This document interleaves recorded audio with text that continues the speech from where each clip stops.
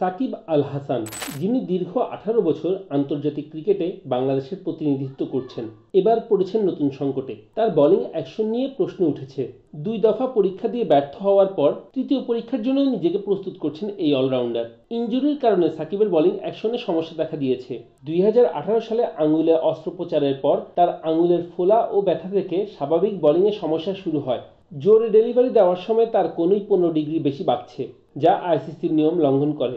সাকিব বর্তমানে অনলাইনে জাতীয় দলের সহকারী কোচ মোহাম্মদ সালাউদ্দিনের অধীনে বোলিং অ্যাকশন নিয়ে কাজ করছেন। সালাউদ্দিনের সঙ্গে আগে থেকেই সাকিবের ঘনিষ্ঠ সম্পর্ক, যার কারণে অ্যাকশন ঠিক করতে এই অভিজ্ঞ কোচের সাহায্য নিচ্ছেন তিনি। আইসিসির নিয়ম অনুযায়ী সাকিবের বোলিং অ্যাকশন বৈধ প্রমাণ না হওয়া পর্যন্ত তাকে পরীক্ষা দিতে হবে। তবে পরবর্তী 2 বছরের মধ্যে ফের অ্যাকশন ত্রুটি ধরা পড়লে তিনি 1 বছরের নিষেধাজ্ঞার মুখোমুখি হবেন। কিছু কোচ মনে করেন সাকিব তাড়াহুড়ো করে পরীক্ষা দিয়েছেন।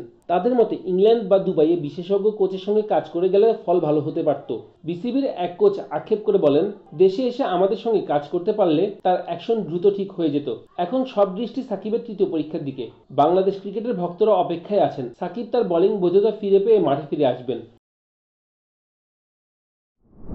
সাকিব আল হাসান, যিনি দীর্ঘ 18 বছর আন্তর্জাতিক ক্রিকেটে বাংলাদেশের প্রতিনিধিত্ব করছেন, এবার পড়েছেন নতুন সংকটে। তার বোলিং অ্যাকশন নিয়ে প্রশ্ন উঠেছে।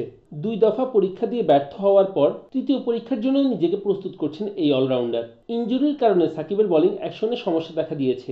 2018 সালে আঙুলে অস্ত্রোপচারের পর তার আঙুলের ফোলা ও ব্যথা থেকে স্বাভাবিক বোলিংয়ে সমস্যা শুরু হয়।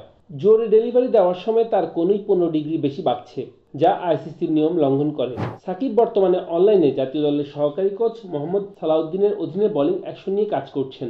সালাউদ্দিনের সঙ্গে আগে থেকেই সাকিবের ঘনিষ্ঠ সম্পর্ক, যার কারণে অ্যাকশন ঠিক করতে এই অভিজ্ঞ কোচের সাহায্য নিচ্ছেন তিনি। আইসিসির নিয়ম অনুযায়ী সাকিবের বোলিং অ্যাকশন বৈধ প্রমাণ না হওয়া পর্যন্ত তাকে পরীক্ষা দিতে হবে। তবে পরবর্তী 2 বছরের মধ্যে ফের অ্যাকশন ত্রুটি ধরা পড়লে তিনি 1 বছরের নিষেধাজ্ঞার মুখোমুখি হবেন। কিছু কোচ মনে করেন সাকিব তাড়াহুড়ো করে পরীক্ষা দিয়েছেন।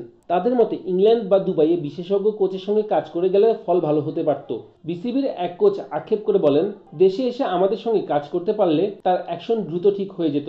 এখন সব দৃষ্টি সাকিবের তৃতীয় পরীক্ষার দিকে। বাংলাদেশ ক্রিকেটের ভক্তরা অপেক্ষায় আছেন সাকিব তার বোলিং বৈধতা ফিরে পেয়ে মাঠে ফিরে আসবেন।